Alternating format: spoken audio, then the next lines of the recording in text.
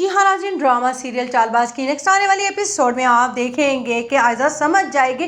कि ये सब कुछ इशल ने जानबूझकर किया है और अनाया उसका साथ दे रही है, इसीलिए उसे बहुत ज़्यादा गुस्सा होगा और वो इस वक्त तो नाश्ते की टेबल पर खामोश हो जाएगी। लेकिन जैसे ही इशल और आशिर आएंगे तो वो तब जाएगी। उधर आप देखेंगे कि जब कहती है इनाया कि अपनी माँ से कि आप ही को समझाती क्यों नहीं है, आप ही बना बनाया घर ख़राब करने पर तुली हुई हैं। आप जानती हैं कि ताया अब्बू ने अपने बेटों की तरबियत कितनी अच्छी की है। मुझे तो लगता है अम्मी आपने अपनी बेटियों की तरबियत इतनी अच्छी नहीं की होगी जितनी ताया अब्बू ने अच्छी तरबियत की है इन लोगों पर, जिसकी पर उसकी माँ शर्मिंदा हो जाएगी और कहेगी मैंने आयज़ा को बहुत समझाया है लेकिन वो है कि समझने का नाम ही नहीं ले रही है। जिस पर अनाया दिल ही दिल में सोचती है कि अम्मी कहीं ना कहीं तो वो आप पर ही गई है, आपने भी तो रिश्ते बखेर कर रख दिए थे और वही काम अब आयज़ा आप ही भी कर रही है। इधर आप देखेंगे कि जैसे ही इशल किचन में आएगी तो आयज़ा उस पर हुर्राने लगेगी और कहेगी तुम्हें क्या लगता है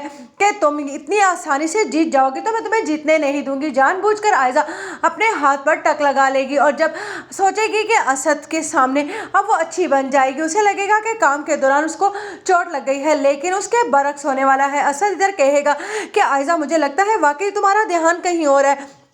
रात को इशल तुम्हें बताकर भी गई और तुम ये बात भी भूल गई और अब पता नहीं किन ख्यालों में गुम थी कि अपना हाथ काट लिया। हर काम को ज़रा ध्यान से किया करो, मुझे लगता है इस तरह से घर में